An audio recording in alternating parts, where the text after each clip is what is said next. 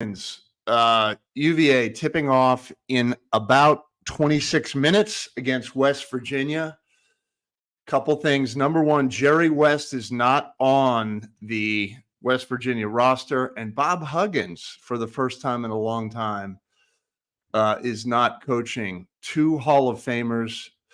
It has a big game feel, mainly because of the devastating and mildly embarrassing loss on Monday night to Wisconsin, which was one of the biggest beatdowns I feel like we've had in a long, long time. 41 points.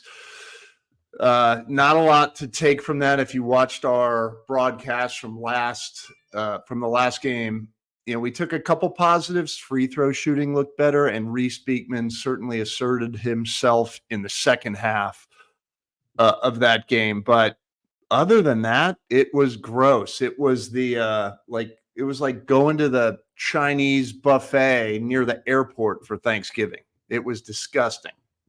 Wasn't good. Low quality, very low quality by the Cavaliers. And we're looking to rebound tonight. Now, I say rebound, and we have to talk about that. All right. We just got absolutely destroyed by both Florida and Wisconsin on the rebounding side. How do we address that? My guess is we did a lot of rebounding drills yesterday and certainly today during the walkthrough to get guys used to boxing out, to get guys used to going and getting the ball. I mean, everyone says, rebounding is 100% effort. It's actually not. There's a lot of effort is key for sure, but let's talk about great rebounders. All right, you talk about a guy like Dennis Rodman. He had a knack for knowing where the ball would go. I went to a game, I remember, in Madison Square Garden, and I watched him. All he did was sit there and watch where the guys would shoot from and see where the ball went. So it's a skill. I don't think we have it. You can make up for it with effort, and it's blocking out. Okay. That has been taught from the youth level. It's one of the first things you learn. You turn around, you put a body on somebody, you stick your butt out and get your arms out, and you rebound. We didn't do that. We didn't do that on Monday night, and it hurt us immensely. Just a gross game. And we've had those in the past, right?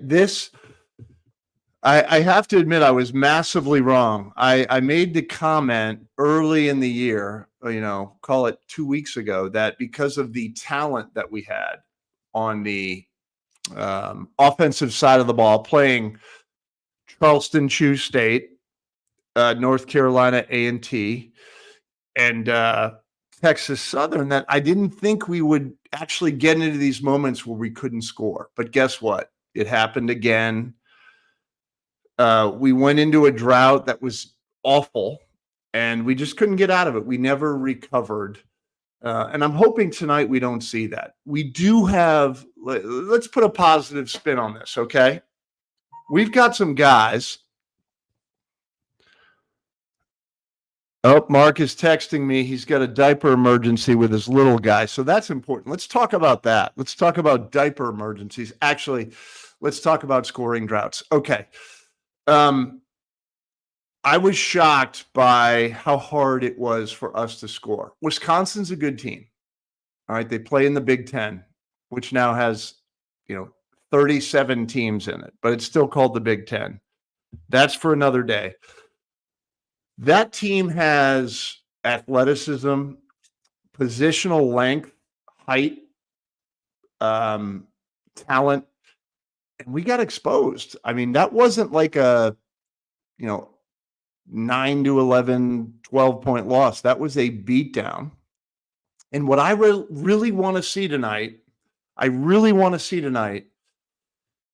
I think IMAC was hurt by his layoff and his injury. He should be healed by now. According to everyone, he's fine and ready to go. Reese, hey, I love you, Reese. We all love you. We've been big supporters here. There were a lot of NBA scouts at that game, and then the second half, you looked like you could be the part. Come out with that aggressiveness in the first half. Let's see it. I want to see Reese have a game where he says, I'm the best player on the court. And that hasn't happened a lot, whether that was him last year deferring to Kihei, whether that was just his nature where he's not really ready to take over. Let's go, Reese. We want to see you dominate. We want to see you be the guy that we all think you are. And that it's not just us, the fans. Okay. Tony, GMs, they see the athleticism, they see the explosiveness, they see all of it. And I want to see it from start to finish tonight. Okay. When I played, I was really lucky. Our point guard was John Crotty. Okay.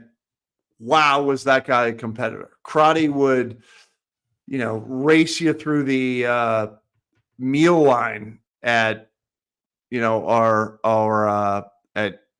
gosh, I can't remember the name of it, but we used to, we were together all the time. Crotty was competitive.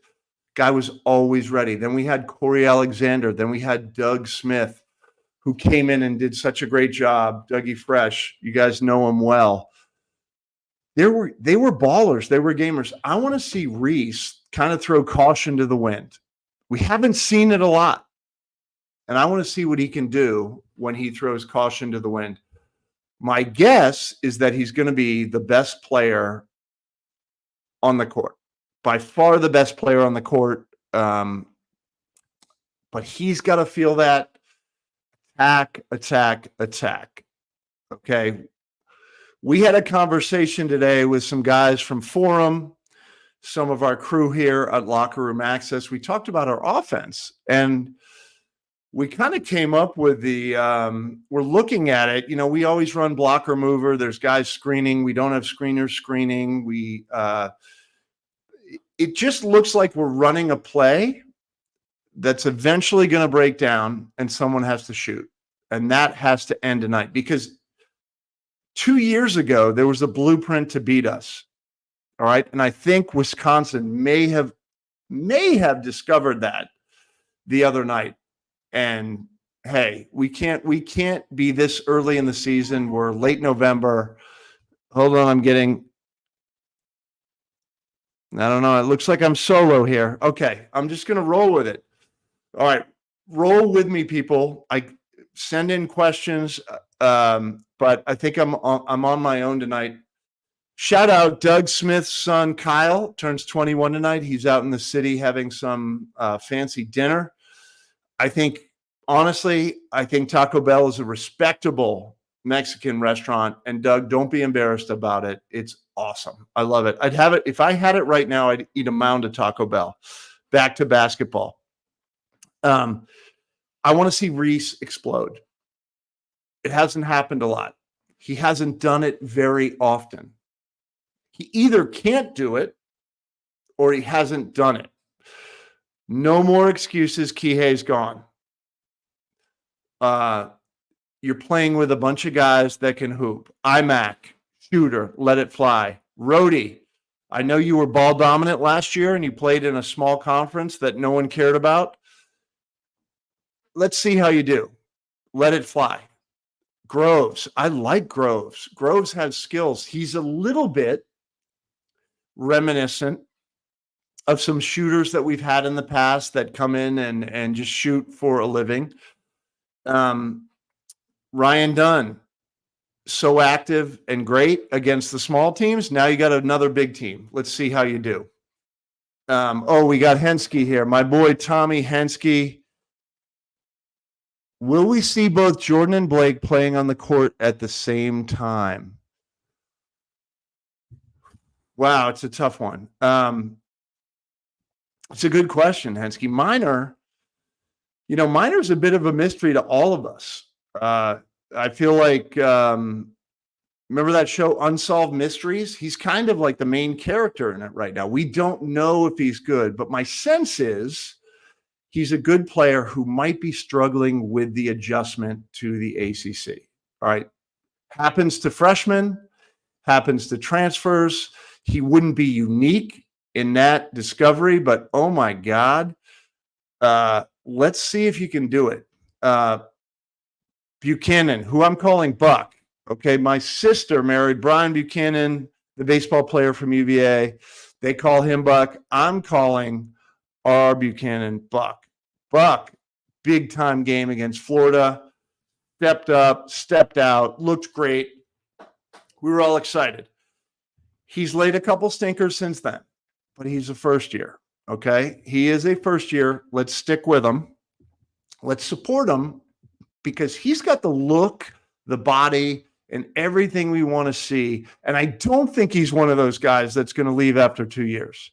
Ryan Dunn might go. You know, we saw who else went? Trey Murphy stayed a year.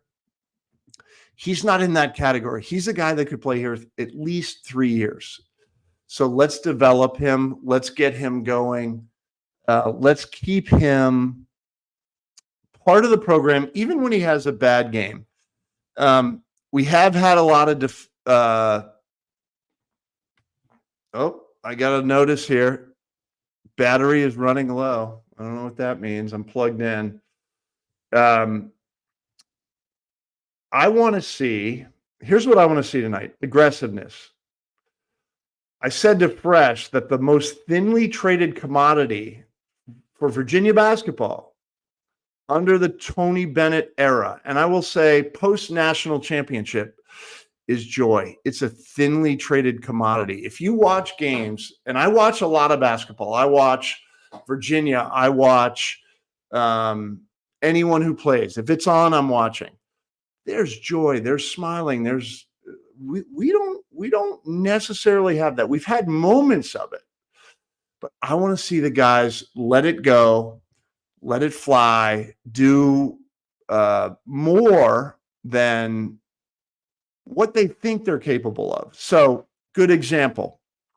If you look at Ryan Dunn, you know, when he gets out in the lane, he's got a little